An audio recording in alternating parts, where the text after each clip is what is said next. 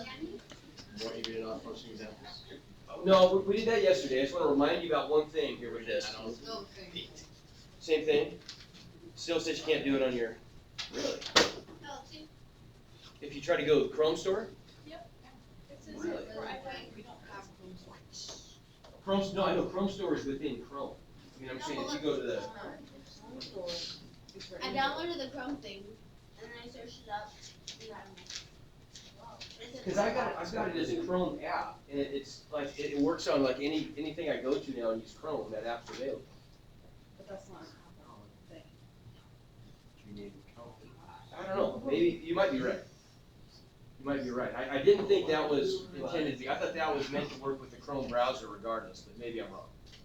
So maybe it doesn't work with iPhones. It's kind of bad if it doesn't. But if it doesn't now, I'm sure that they're probably going to fix that so it does soon. Okay, so from yesterday. So what we said, remember, definition of an even function, if I input negative x into the function, okay, if I input negative x into the function and I simplify things, and let me remind you about how we want to do that. This is, I think, there's really two kind of big takeaways from yesterday. One of them I think that's going to be really useful all year is if you have some function rule, something like that, for example. If I want to be inputting stuff into that function, I can build a template that represents the function rule like this. I could just say f of something equals, well, what's the pattern? It's going to equal whatever the input is cubed plus 3 times the input, right? And so now whatever I put in there is just going to get mirrored in all the parentheses, right? So in this case, I'd be putting in a negative x. If when I put in negative x and I simplify this, I get back the original function, then that means it's an even function. What's important about that mostly is that even functions have symmetry, right? They have that line symmetry about the y-axis. That's key. If I do this, plug in negative x, and the result is that I get back the opposite of the original function after I simplify when I put in negative x. Then it's an odd function, which means it has that rotational symmetry about the origin. Okay, so that's kind of the key stuff from yesterday. What I want to go through today, and this kind of wraps up the first module, I want to talk about 3 things: relations, functions, and inverses. And a lot of this is going to be review, some of it's not. Let's just get definitions, you kind of understand how they go together. Okay, so a relation, first of all a relation is, and I think we've mentioned this before, but we'll say it again, probably even after this. A relation is any pairing of elements of the domain with elements of the range, right? So it maps x values to y values. Okay, so what about a function then? A function is a special kind of relation. A relation could be ordered pairs or it could be an equation, right? A function is a subset of that. It's a special kind of relation that has a certain rule that we always have to follow. Okay, do you remember that from Algebra 1? I'll start you off. The function rule is for every input, there's what? Another way of saying it is for each x value, there's exactly one y value. Only one though, right? So that's the definition of a function. Special relationship that pairs exactly one element of the range, the output, with each element of the domain, the input. Okay? So what does that mean? Let's think about that. If there's a rule that goes with it that's kind of a graphical rule, you tell me here for a second. I'm going to draw a picture of a graph of a relation up here, and you tell me if you think it's a function. Okay, what do you think? Let's get all the phones away. I know I had to get them out at the beginning, but let's go put all those away. So is that a function or not? And why not? It's not. How come? It doesn't have to be linear. Functions could be curves. But there's something about that that makes it not a function. Okay, true. But functions don't have to have symmetry either. Okay. It's because it fails what's called the vertical line test. So here's the vertical line test. I'll tell you what it is first, and let's see if we can see why it works. So the vertical line test just says that if I drag a vertical line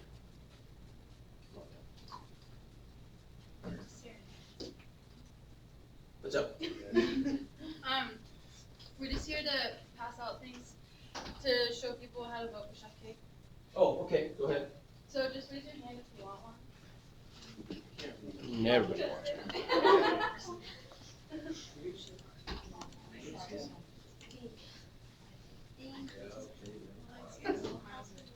be in notes.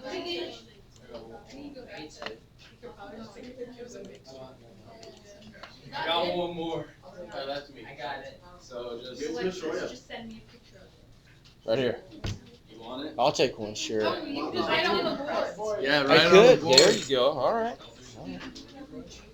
Outstanding. Every day in October. What if I skip a day? Then you're. Then you can. You're a horrible person if you skip a day. Wait. You get this. Okay. Alright, back to business. So the vertical line test. Vertical line test just says that if I drag a vertical line across my graph, if it ever intersects the graph in more than one place, it fails the vertical line test, and it's not a function. Now let's think about why that would be. Okay, let's just say hypothetically, let's just say that this is at x equals 1, how about? Okay, so let's look at the intersections of the vertical line with our graph. So there are 3 of them. Let's just say hypothetically that this one has an x value of 1 and a y value of -3.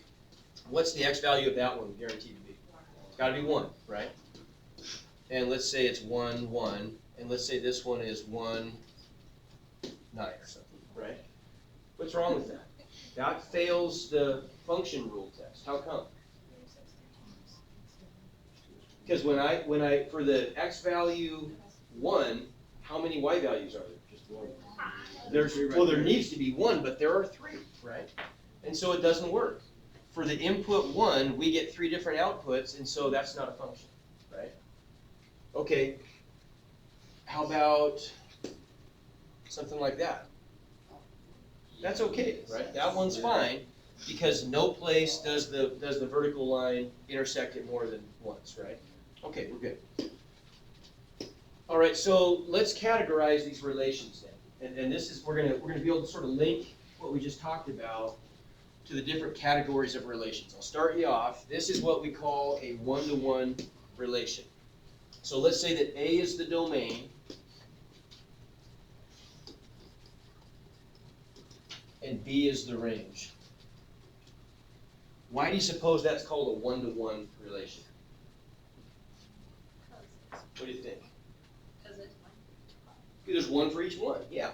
For each element of the domain, each number in the domain, there's exactly 1 number in the range. There's only 1 arrow connecting the elements of domain to elements of range, right? Okay. What do you think a many-to-one relation is going to look like? There's gonna be many. Okay, so there's going to be, they're not going to get that behavior where there's 1 arrow that's going between each element only, right? We're going to get some stuff doubling up like this.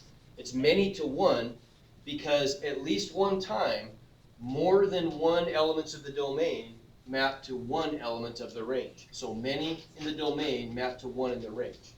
Let's make those numbers instead of, I don't know why those are numbers, doesn't make sense. Let's make that like a 2, 4, and a 6. Okay, so I want you to tell me then. Now, if I were to, remember the domain are x values, range are y values, right? So if I take this 1 mapping right there, 1 maps to 5, how can I write that as something I could graph? What's another way of representing that? X and y, right? I could write it as an ordered pair, couldn't I? As an x value and a y value, and if I graph that, what does that look like? Abel, what's that look like if I graph that ordered pair? That's gonna be over 1 of the points. Okay, but what would you call that thing that I'm graphing? That is supposed to be Not a line. It's a point, isn't it? It's a point. You good? It's a point on the plane, and there's where it's located on the plane. Okay, if I were to graph each of these 3 points, I'm not gonna, well, let's quickly do it. If I graph each of those 3 points on the xy plane, what happens?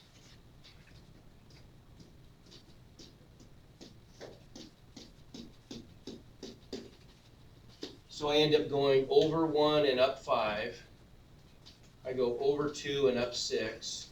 I go over 3 and up 7. Do any of those points line up horizontally or vertically? I mean, none of them overlap horizontally or vertically, do they? Okay, good. So let's go back and let's look at this many to one relation. Let's just look at this example right here. Look at those arrows. What points do those represent? Give me one point that those represent. Justin, give me one maps to what? 2. 2. So what's the point that goes with? 1, 2. But what does 2 map to? 2. So I get the point 2, 2. Now think hard about this. Is that going to be a function or not? It seems a little fishy, doesn't it? Because I've got 2 values mapping to 1, but be careful with it. Sir's shaking his head, yes. He's right.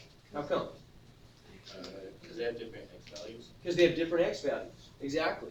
We still only have one arrow leaving each X value, right? So it still meets the function rule. Every value of X only outputs to one Y value. It just so happens that different X values happen to map to the same Y value, but who cares, right? It doesn't matter.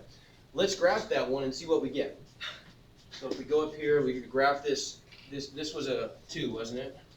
2, 4, and 6. So if I graph those, I go over 1 and up 2. I go over 2 and up 2. I go over 3 and up 4, over 4 and up 6, Students, you need to return to your classroom. over 5 K and up students, 6. You need to return to your classroom. Okay, that is a function, right? Because none of those points line up vertically. It would pass the vertical line test. Okay, do notice though that in a couple cases, points line up horizontally, right? That's okay though. Points can line up horizontally in a function, right? They just can't line up vertically. Okay, 1 to many, what's going to happen there? How's that going to be different than a many to 1? It's gonna have more than one line, or more than one range. Okay, so each input then could map to multiple outputs, right? Okay, what do you think about that one? Is that one going to be a function? No, you're right. You're right, it's not because it fails the rule. An input X value of 1 gives us 2 different Y values. Fails the rule. What do you think is going to happen if I graph these points? Say it again? They're going to overlap vertically, aren't they? Right? For example, these points right here are going to overlap vertically because they both have the same X value but different Y values, right? So that's not going to work. Yes, ma'am? Quick question, so how you say that it can work horizontally, but isn't there functions that work it where it goes completely straight up also as a function, that would just enter? Okay, no, there aren't. It's a good question. If it goes completely straight up, like let's say a vertical line, right? What about a vertical line itself? If we go back to a vertical line, it turns out, is not a function. It seems like it ought to be, because it's a line, but it's not, because it fails the vertical line test, right? Now, it's a great question. How do we name this vertical line? Why? We don't actually. If we name a horizontal line, what if I had a horizontal line? Oh, that was X because it crosses. It's X, you're right. So say we had a horizontal line that crossed the Y-axis at 5. We'd call that Y equals 5, right? Because it crosses the Y-axis at 5. Because it crosses the Y-axis at 5. Another way of thinking about that is the Y value, the Y coordinate of any point on that line is 5, right? Does it matter what the X is? In fact, this is kind of a sophisticated way of thinking about this, but you guys are sophisticated people, you can handle this. So if I don't see an X in this equation, what do you think that implies about the value of X? Does it matter? Makes no difference. X could be anything. The outcome, the Y value, is always going to be the same. It's going to be 5, regardless. I could go back 10 and my Y value is 5. I could go back 1 trillion and my Y value is 5, right? Well, I'm going to do the same thing here. This is X equals 1 if it crosses at 1, right? Where's the Y? It's not there because the y doesn't matter. The x value is always 1. Well, what do we say that f of x is a fancy name for? Y, right? So if there isn't even a y in the equation, it must not be a function, right? There's nothing to say that there's y, so that's the function, right? Okay, just, it all kind of comes together if you think about it. All right, so then many to many, of course, is going to be what? You know, I'm going to have some cases where one element of the domain maps to two elements of the range, and some cases where multiple elements of the domain map to one element of the range. That can't be a function though, can it?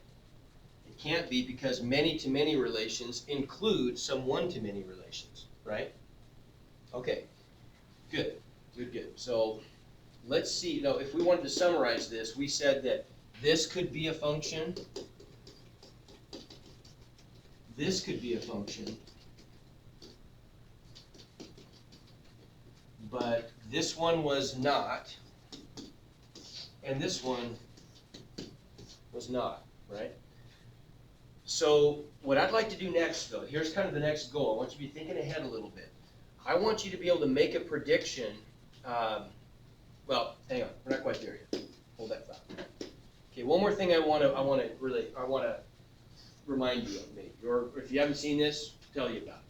What's an inverse relation? Inverses sound difficult. They're the easiest of all three. All an inverse is a relationship that reverses the domain and the range. That's it. Okay, so for example, if this is my original function, right, what kind of relation is that? How do we describe that? 1 to 1. Okay, my original function is 1 to 1.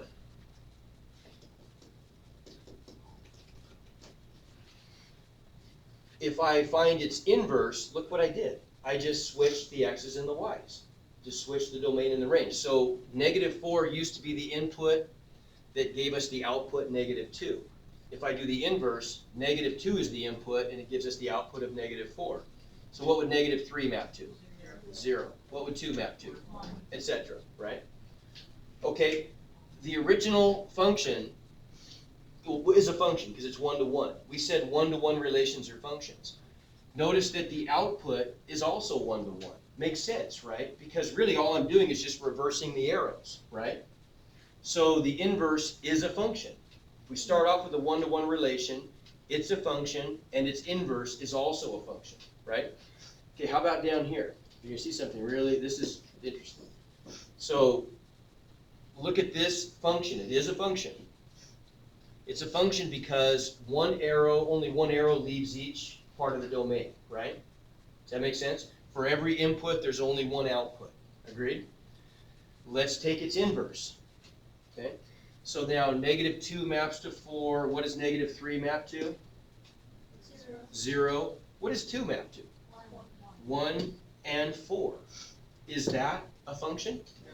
It's not a function because of that, right? I've got 2 arrows leaving the 2. So that means 2 maps to 2 different y values. So it's not. Okay? Think about that. This is what we called a many to 1, right?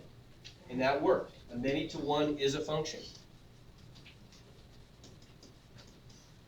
But if I reverse the arrows of a many to 1, what do I get? I get a 1 to many, right? That is not a function. So it only works with 1 to 1. Exactly, yeah. Okay, so I want to see if we can make a prediction. We know how to do this now if we have relations that are given to us as mappings. The next step is, could we make a prediction about whether we're going to get our inverse that is a function if we're starting with a graph instead? Okay? To do that, we got to know what the symmetry is between a function and its inverse. And there's another interesting kind of symmetry that occurs here. So let's graph this function. I'm just giving you a simple function with 4 points.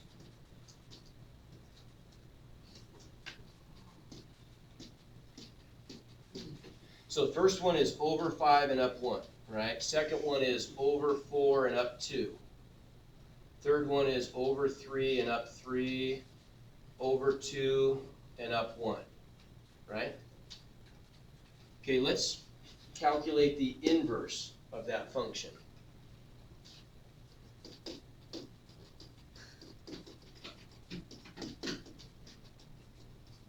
So that's going to be the set of what 5 points? What's the point that goes with this one? How about that one? Oh, that one didn't change, did it? Wonder why. And 1, 2. Let's graph those. So I go over 1 and up 5. I go over 2 and up 4.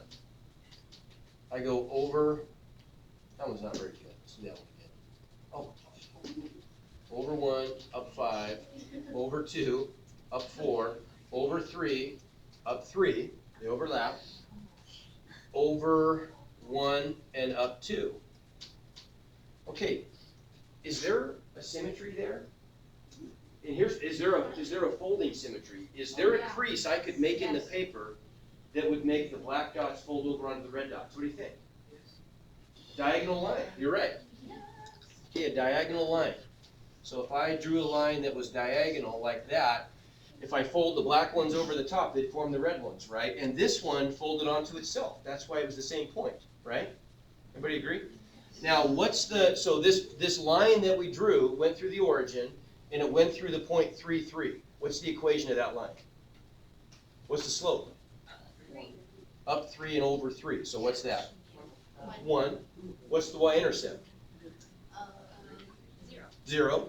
So then it's y equals mx plus b. Y equals x. Okay? How about that?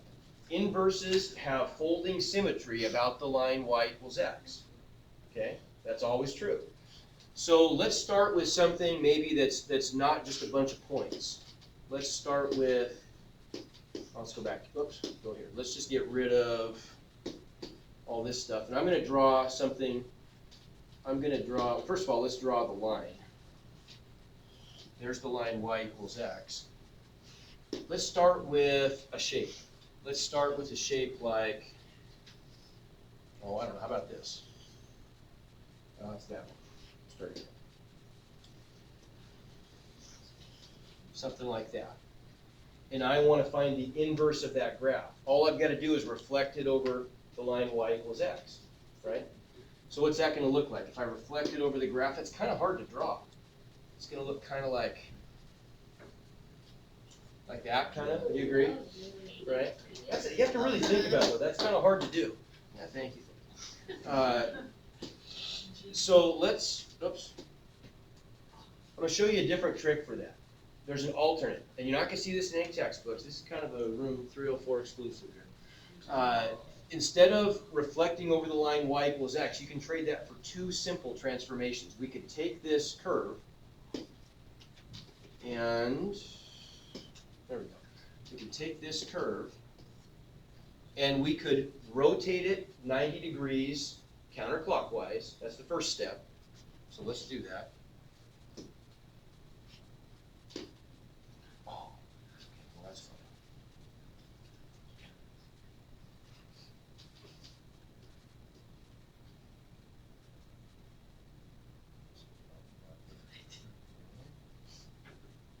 And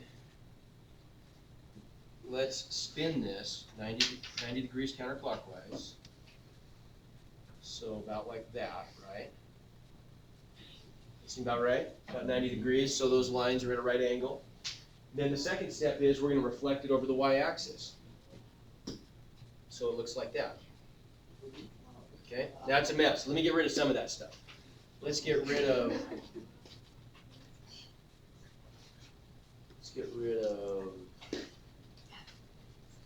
that stuff. There's the red one. Good. Okay, let's make those orange. Okay, so the orange ones are the middlemen, but we started off with the blue and we ended up with the red. Everybody see that? So it worked, didn't it? So once again, you can either get your choice.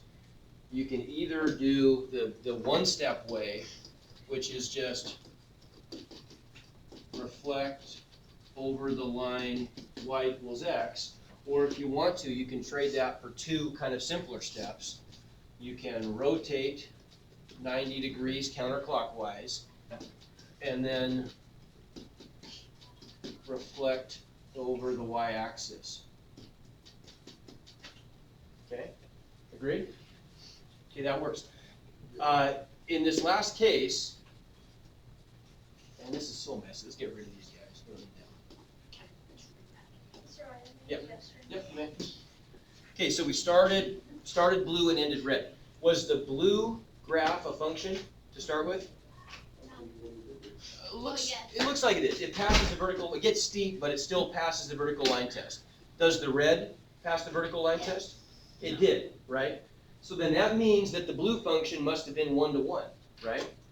Okay, and it was. It was 1 because for every x value there was only one y value, and nothing lined up horizontally, right? Okay, let's try a different kind of function. Let's try something like,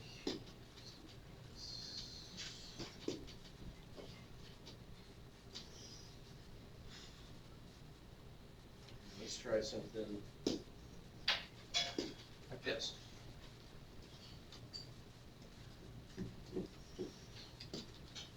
Okay, is that a function? Yeah. It is. It is a function, right? Okay, let's go ahead and reflect it over the line y equals x by using those two steps. So I'm going to rotate it 90 degrees. Oh, I'm going to make a copy of it first.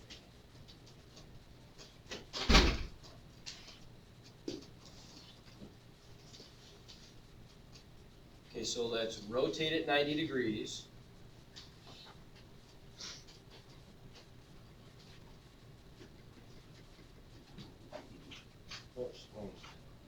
That's close enough, huh? Okay. And then we're going to reflect it over.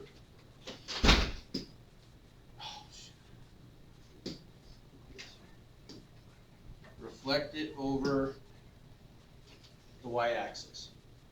Okay, so let's get rid of this guy. So we started blue and we ended up red. Is the red one a function? No. It's not. It's not.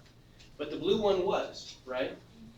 So what does that mean? If we go back to our list back here, we said, remember, that many-to-one relations were functions, but one-to-many were not, right?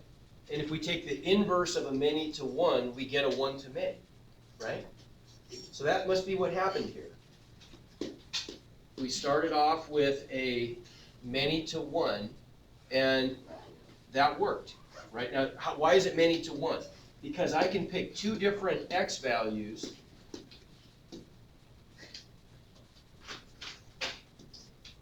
that give me the same y value, right? Everybody agree that those 2 points right there and right there have the same y values with different x values, right? When I find the inverse, though, what happened to that relationship? Where did those points end up? The points that started there, let's just say there and there, when I reflected it over the line, if I went this way and then this way, don't they end up like this? Everybody agree? Yeah. So what happened to that? What started off as a horizontal alignment ended up as a vertical alignment. Okay, so here's the big, now you gotta really think hard for a second and then we're done. How could we predict then? What's gonna be the rule? How could we predict if what we start with, if we take the inverse, is going to give us a function? What about that blue function could have predicted that its inverse was not going to be a function? Could you check like the horizontal? That's it.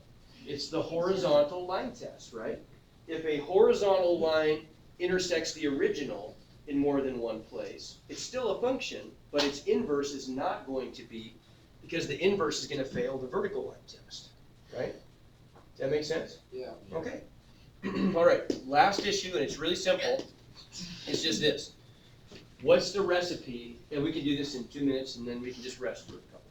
So what's the recipe for calculating the inverse of a function or a relation? Okay, here it is. Let's write down these steps. So think about what we do. When we find an inverse, we're just switching the x's and the y's, right? So step number 1 is we're just gonna write f of x as y.